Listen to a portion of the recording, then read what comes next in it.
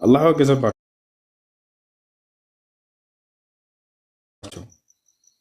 ነቢያችን ሰለላሁ ዐለይሂ ወሰለም ታዲያ ምን አሏቸው? ላ ተክረሁል በናት አሏቸው።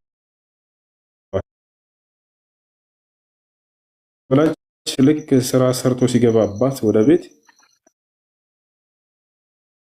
ሴት ልጁን ሲያይ ጊዜ ጭርታ ሁሉ ይወገድለታል።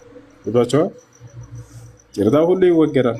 አባዬ ብላ ጥምጥም ትልበታለች። ያ የነበረው ድካም፣ ድብርት፣ ሁሉ ነገር እንዳለ ይጠፋለታል። ወንድ ልጅ ይሄንን አልተሰጠም። የሚገርማችሁ አይታችሁ ከሆነ በአብዛኛው ወንድ ልጅ ወይ አባዬ ጀላት ትግዛልኝ፣ አባዬ ብስኩት ግዛልኝ በማልቀስ ነው የሚታወቀው። ሴት ልጅ እንደዛ አይደለም።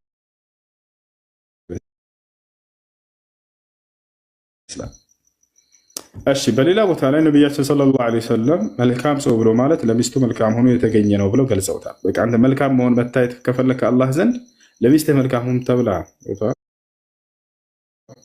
ቃለ ነቢ ሰለላሁ ዐለይሂ ወሰለም ኸይሩኩም ሊአህሊሂ ወአነ ኸይሩኩም ሊአህሊ አሉ። ከሁላችሁም በላይ መልካም ሰው ብሎ ማለት ለሚስቱ መልካም ሆኖ የተገኘ ነው ብለው ተናገሩ። እሺ ይህ ወጣት ሳለች ባለትዳር ሳለች እንግዲህ ለሚስቱ መልካም የሆነ ሰው ከአላህ ዘንድ መልካም ሆኖ እንደሚታሰብ ይህን ያክል የሴት ልጅ ደረጃ ከአላህ ዘንድ ተገልጿል ብለው ሰለላሁ ዐለይሂ ወሰለም አንደበት። እሺ አሁን ደግሞ አሮጊት ስትሆንስ ስታረጅስ ምን ቦታ አላት በኢስላም? ሴት ልጅ በቃ ረጀች ሰው ግልል አድርጎ ያያት አለ አይደል? ሴት ልጅ ስታረጅ ምናምን ከአላህ ዘንድ ግን ለእርሷ መልካም መዋል የገነት መንገድ ነው ተብላ ተገልጾላታል። ሰለላሁ ዐለይሂ ወሰለም ጋር ከዕለታት አንድ ቀን ለጂሃድ ወጣቶችን እየመለመሏቸው እያለ የሆነ ወጣት መጣና አንቱ ኢዘን ያ ረሱለላህ አን ኡጃሂደ ፊ ሰቢልላህ አላቸው። በአላህ መንገድ ላይ ጂሃድ እንዳደርግ ይፍቀዱልኝ አለ። አለከ ዋሊድ አሉት ነቢ ሰለላሁ ዐለይሂ ወሰለም ወላጅ እናት አለችህን አሉት። ቃለ ነዓም አዎ አላቸው። ኢዝሀብ ወጃሂድ ፊሃ ፈኢነል ጀነተ ተሕተ ቀደመይሃ አሉት። ሂድና ተመልሰህ እርሷን በማገልገል ጂሃድ አድርግ ጀነት ከእናትህ እግር ስር ትገኛለችና አሉት ነቢ ሰለላሁ ዐለይሂ ወሰለም። ያሰላም ጀነት መግባት ትፈልጋለህ? ለእናትህ መልካም ዋል። ጀነት መግባት ትፈልጋለህ? ሴት ልጅህን ተንከባክባ አሳድግ። ነቢ ሰለላሁ ዐለይሂ ወሰለም ናቸው ያሉት። ጀነትን መግባትና ከአላህ ዘንድ መልካም ሆነ መታየት ትፈልጋለህ? ለሚስትህ መልካም ዋል። በቃ ስለዚህ ሴት ልጅን በየትኛውም በእድሜዋ ደረጃ ላይ አላህ እርሷን መንከባከብ ዋጋው ጀነት ነው ያደረገው። ከዚህ በላይ ማክበር የለም ያ ጀማዓ። ወላሂ ላዚም ከዚህ በላይ ማክበር የትኛውም መለኮታዊ መጽሐፍ ላይ አታመጡ። ሴት ልጅን ተንከባክቦ ገነትን ይወርሳል ተብሎ የተገለጸ በኢስላም ብቻ ነው። ገፋቸው እና ሌላም በርካታ ብለዋል ነብዩ ሰለላሁ ዐለይሂ ወሰለም መጨረሻ ህይወታቸው ላይ እንዳውም የተናገሩት ምንድን ነው? እስተውሱ ምን እያሉ ነው የተናገሩት? አሰላት ወማ መለከት አይማኑኩም እያሉ ተናገሩ። እስተውሱ ቢኒሳኢ ኸይራ ነው። አደራ ስለ ሴቶች መልካምን አድርጉ እያሉ ነው የተናግረው የሄዱት። አሰላት ወማ መለከት አይማኑኩም አደራ ሶላትን እንዲሁም ደግሞ ከንብረቶቻችሁ ካደረጓቸው ወይም ደግሞ ከሚስቶቻቸውና ከእናንተ ስር ካሉ እነርሱንም መልካም ዋሉላቸው እያሉ ነው የተናገሩት። እና ይህን ይመስላል ወገናችን። እሺ በቀጣዩ ዓለም የሚለውን በተመለከተ ልክ እንዲሁ በቀጣዩ ዓለም በእምነትና በስራ የሚገኝ እንጂ በፆታ አይደለም። እሱ በዚያም ላይ እኩል የሆነ ገነትን የማገኘት እንትን አላት፣ እድል አላት። ከወንድም ከሴትም የሚለይበት ነገር የለም። እንዳውም ምንድን ነው ከተባለ እሱ በእምነትና በስራ ነው። አላህ ስብሐነሁ ወተዓላ በቁርአን ላይ ኢነ ለዚነ አመኑ ወዐሚሉ ሷሊሓቲ ለሁም ጀናቱ ነዒም ይላል። እነዚያ አምነው መልካምን የሰሩ ለእነርሱ የገነት ጸጋ አለችላቸው ነው ያለው። ከወንድም ከሴትም እኩል የሆነ ጀነትን የማግኘት እድል አላቸው። ወንዶች እንደ ወንድነታቸው ጸጋ አላቸው፣ ሴቶች እንደ ሴትነታቸው ልክ እንዲሁ ጸጋ አለላቸው። እንደ ጥቅሉ ቀጣዩ ዓለም ጸጋ የሚገኘው በእምነትና በስራ ነው፣ ከወንድም ከሴት። ይህን ብሎ ቁርአን ይነገራል። እሺ ማነባቸው መጽሐፍቶች ብላ የጠየቀችውን ማን ነው? አማርኛ መጽሐፍቶችን እኔ አንብቤ አላውቅም። ወላሂ ማን ነው የሚጋብዛት አማርኛ መጽሐፍ የሚሰጣት? የት ነው ያለሽው ወገናችን? እስኪ ካለሽበት ቦታ ምናልባት እንዲያቀብሉሽ እናደርጋለን ኢንሻአላህ።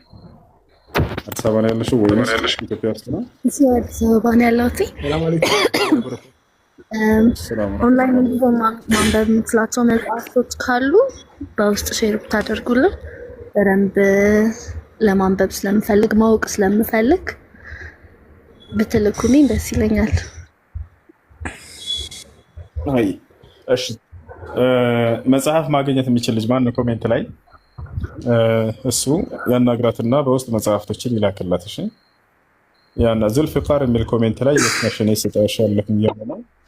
በቃ መጽሐፍቶችን አጋሯት በውስጥ ቢሆን ማለት ነው። እሺ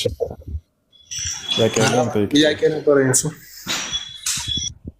ወአለይኩም ሰላም ወራህመቱላሂ ወበረካቱ። እሺ ጥያቄ ምንድን ነው?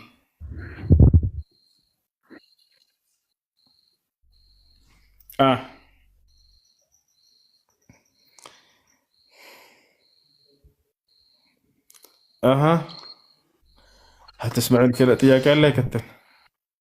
ሰላም እሺ ሰላም እንዴት ነው ጆኒ? እንዴት ነህ? እሱ ሰላም ነው አልሐምዱሊላህ። እንዴት ነው?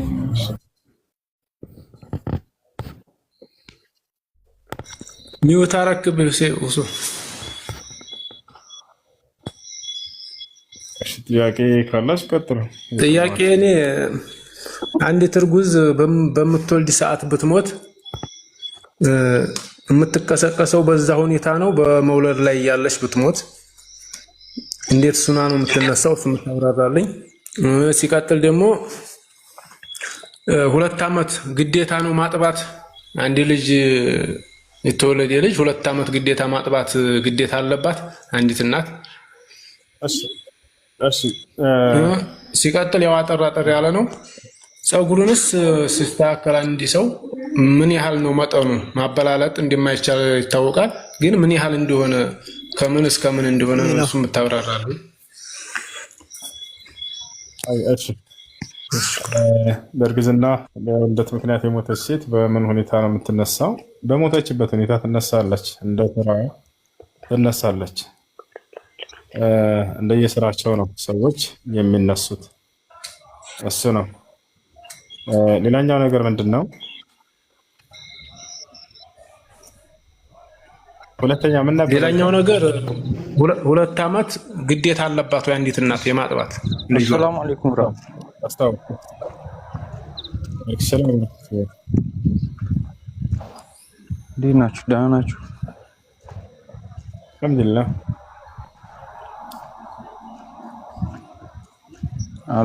አለን ወንድሜ። አሌክስ ወይ አንዴ እስኪ እሱን ሚውት አድርገውና የኔ ጥያቄ አለ።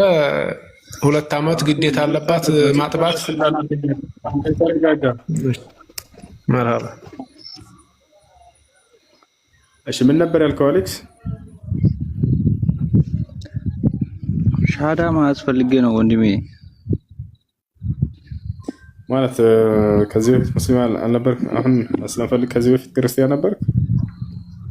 ነበርኩኝ። አሁን ዱባይ መጥቼ እየሰገድኩ ነበር። ያው ሻሃዳ አላስኩም። ኦኬ በሶላት በምትሰግደው ላይ የሻሃዳ ቃል አለ። ተህያቱ ስትቀራ ጊዜ አሽሀዱ አን ላ ኢላሀ ኢለላህ ወአሽሀዱ አነ ሙሐመደን ዐብዱሁ ወረሱሉሁ የሚለው ቃል የሻሃዳ ቃል ነው። አምነህበት እስከሆነ ድረስ እርሱ እንደ ሻሃዳ ይቆጠርልሃል፣ ችግር የለም። ነገር ግን እንዳው ልብ እንዲረጋጋ ሌላ ያዝከን መያዝ ትችላለህ፣ በራስህ መያዝ ትችላለህ። አሽሀዱ አን ላ ኢላሀ ኢለላህ በል። አሽሀዱ አን ላ ኢላሀ ኢለላህ ወአሽሀዱ አነ ሙሐመደን ረሱሉላህ ወአሽሀዱ አነ ሙሐመደን ረሱሉላህ። በቃ ጨርሰሃል። እሺ የቅድሙ ልጅ ምንድን ነበር ያለው? ሁለተኛ ጥያቄው አንዲት እናት ኮሜንት ላይ አትፍሩኝ እንደፈር ብላችሁ አስገቡኝና አካውንትህ እንትን ነው ማስገባት አይችላል። ቢኒ ላክና መግባት ትችላለሽ። አድሚኖች ላኩለት። እሺ ለማንኛውም አንፈራ፣ ምክንያቱም እኛ ሙስሊሞች ነን። እሺ ለማንኛውም ጥያቄው ምንድነው? 2 ዓመት ማጥባት ግዴታ ነው ወይ? ላ ከግዴታ አንጻር አይደለም። ከዚያ በታችም ቢጨርስ ችግር የለውም። ነገር ግን አላህ ወፊሳሉሁ ፊ ዓመይኒ ብሏል። የህፃኑም ልጅ ጥቢ 2 ዓመት ነው ብሎ ተናግሯል። እንደ ግዴታ አይደለም ያነሳሱ። ከዚያ በፊትም ከጨረሰ ጨረሰ ነው። እሺ ሌላኛው ፀጉሩን አስመልክተው ነው ብዙ ጊዜ ተናግሬያለሁ። ለድገማ ሆነ ነቢያችን ሰለላሁ ዐለይሂ ወሰለም ስለ ፀጉሩ አስመልክተው የተናገሩት ምንድነው? ነሃ ረሱሉላህ ሰለላሁ ዐለይሂ ወሰለም አኒል ቀዝዕ የአላህ መልእክተኛ ከቀዝዕ ከልክለዋል። قال الإمام النووي رحمه الله تعالى وغيره من أهل العلم والقزع معناه حلق الشعر بعضه وترك بعضه قزع ብሎ ማለት የፀጉርን ከፊሉን ላጭተው ከፊሉን መተው ይሄ ነው። ይህን የሚያስረዳም ሌላ ሐዲስ አለ። በነቢያችን ሰለላሁ ዐለይሂ ወሰለም ጊዜ የሆነ ቦታ እያለፉ እያለ እርሳቸው አንድ ህፃን ልጅን አገኙ። እርሳቸው ባገኙት ጊዜ ያ ህፃን ልጅ ፀጉሩን ላጭተው ከፊሉን ደግሞ ትተውበት ነበረ። ነቢ ሰለላሁ ዐለይሂ ወሰለም ይሄን ነገር ተቃወሟቸው፣ እንዲህ አታድርጉ ብለው ከለከሏቸው። ስለዚህ ምንድነው ያለው ነገር ከየትኛው ክፍል ቦታ ሊሆን ይችላል። የሆነን ቦታ ምልጥ አድርጎ ልጭት አድርጎ የሆነን ቦታ እንትን ማለት መተው ይህ መክሩህ ነው ደረጃው። ኢማሙ ነወዊ ራሳቸው ያኔ መክሩህ ነው ብለው ተናግረዋል ማለት ነው። እሺ ያ ነው አይታቸው ከሆነ ሮናልዶ ተጫዋቹ እዚህ ጋር ትንሽ የጉትያ ነገር ያደርግና ከዛ ሌላውን ወለጥ ያደርገዋል። ወይንም የትኛው ስፍራ ቦታ ላይ ሊሆን ይችላል የሆነን ቦታ ልጭት አድርጎ የሆነን ቦታ መተው ይሄ ነብዩ ሰለላሁ ዐለይሂ ወሰለም ጠልተውታል፣ መክሩህ ነው ብለው ዑለሞችም ገልጸዋል። እሺ ቀጣይ ጥያቄ። ሰላም አለይኩም። ወአለይኩም ሰላም ወራህመቱላህ። ጥያቄ ነበረኝ። ምን ይላል? ሰላም ነው? እንዴት ነው? ሰላም ነው? አንድ ሰው ሽንት ቤት ውስጥ ሆኖ ሲያስነጥሰው አልሐምዱሊላህ ማለት ይቻላል?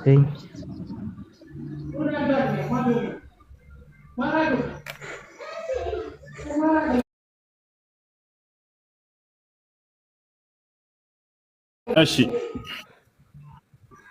ቤት አድርጉት።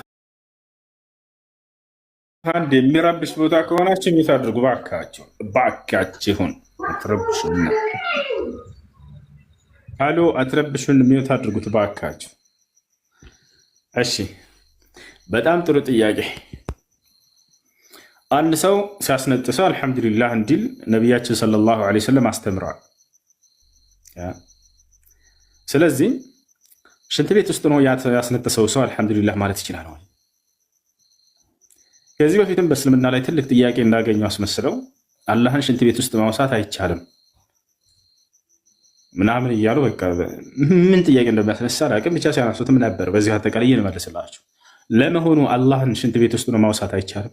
የሆነ ቦታ ብቻ ውጭ ላይ ማውሳት ትችላላችሁ፣ እዛ ግን አትችሉም። ስለዚህ ነቢያችን ሰለላሁ ዐለይሂ ወሰለም የሚገርማችሁ ሽንት ቤት ውስጥ ነው አላህን ማውሳት ይቻላል ወይ? ወደ መልሱ ስንመጣ ጊዜ አዎ ሽንት ቤት ውስጥ ነው አላህን ማውሳት ይቻላል ነው መልሱ። በየትኛውም ስፍራ ሆነን አላህን ማውሳት እንችላለን። ነገር ግን እንዴት ወደሚለው ወደ ማብራሪያው ልንመጣ ነው። በየትኛውም ስፍራ ሆነን አላህን ማውሳት እንችላለን ወይ? እንደ እስልምና አዎ በደንብ አድርገን እንችላለን። ማስረጃ ቃለ ነቢዩ ሰለላሁ ዐለይሂ ወሰለም ማን ነው? ቃለት ኡሙል ሙእሚኒን ዓኢሻ ረዲየላሁ ዐንሃ ካነ ነቢዩ ሰለላሁ ዐለይሂ ወሰለም የዝኩሩ ላህ ፊ ኩሊ አሕያኒሂ። እናታችን አይሻ ምን አለች? የአላህ መልእክተኛ ነቢዩ ሰለላሁ ዐለይሂ ወሰለም በሁሉም ሁኔታቸው ላይ ሆነው አላህን ያወሱ ነበር አለች። በሁሉም ሁኔታቸው ላይ አስቡት። ሽንት ቤት ያጠቃልላል? አዎ ያጠቃልላል። ነገር ግን አላህን ማውሳት ሲባል ጊዜ በሶስት ቦታ ላይ ይገኛል። አልኢማን ቀውሉን ቢልሊሳን ወኢዕቲቃዱን ቢልቀልብ ወዐመሉን ቢልጀዋሪሕ የዚዱ ቢጣዓ ወየንቁሱ ቢልማዕሲያ ወየዙሉ ቢልኩፍር። ሀዛ አስሉ ሚን ኡሱል ልኢማን። ከእምነት መሰረቶች ከአምልኮ መሰረቶች ምንድነው? አንደኛው አላህን በአንደበታችን እናወሳለን። በአንደበት አላህን የማውሳት ስርዓት አለ። ሁለተኛ ደግሞ በልብ አላህን የማውሳት ስርዓት አለ። ሶስተኛ በተግባር አምልኮን በተግባር የሚፈጸሙ ሊሆኑ ይችላሉ። ለምሳሌ ሐጅ ማድረግ፣ ሂደህ መካ በተግባር ነው የምታደርገው። ልክ እንዲሁ ሶላት መስገድ። እነዚህ ሁሉ የተግባር አምልኮዎች ናቸው። በአንደበታችን የምንሰራቸው የአምልኮ ስርዓቶች ደግሞ ምንድን ናቸው? በአንደበታችን የማመስገን አልሐምዱሊላህ አምላክ ያላህ ምስጋና ይገባ የሚለው ቃል ወይንም ቁርአን መቅራት ሊሆን ይችላል። እነዚህ ደግሞ አዕማል ሊሳን የምላስ አምልኮ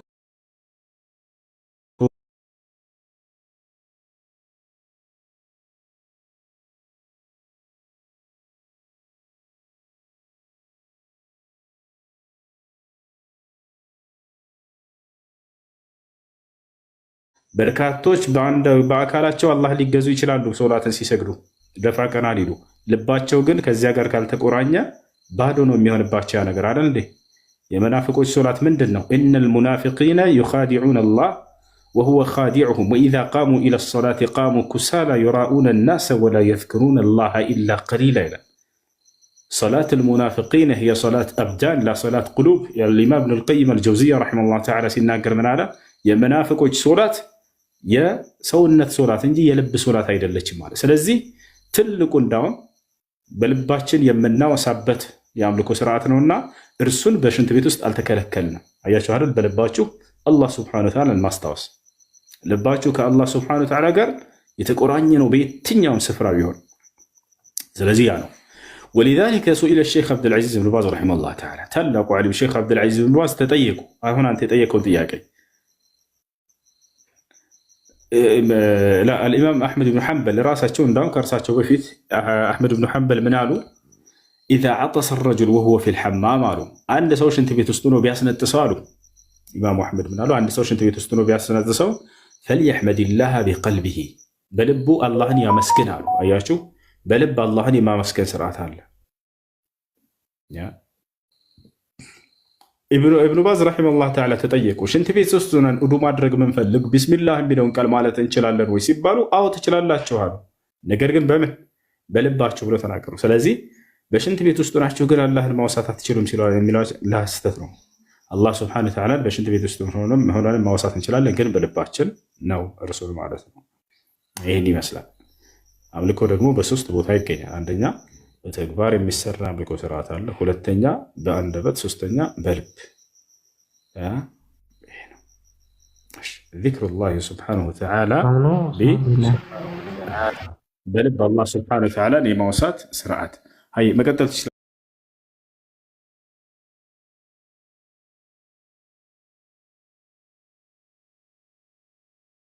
እዛ ውስጥ ካሉ ማለት ፈቲያ የምትባል ይቅርታ እንድታደርግልኝ ገብተን ይቅርታ